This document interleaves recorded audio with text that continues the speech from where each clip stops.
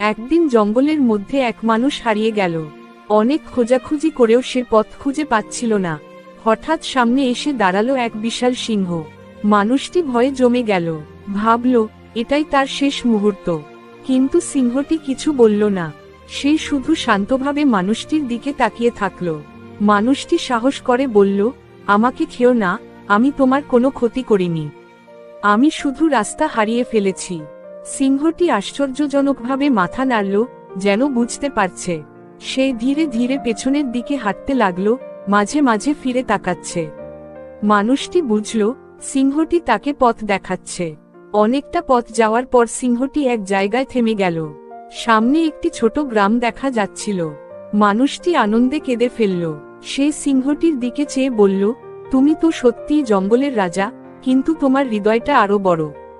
সিংহটি একবার গর্জন করে জঙ্গলের মধ্যে মিলিয়ে গেল। মানুষটি সারা জীবন সেই ঘটনার কথা মনে রাখল এবং সবার কাছে বলতো, সব প্রাণী খারাপ নয়, কখনো কখনো সিংহও বন্ধু হতে পারে।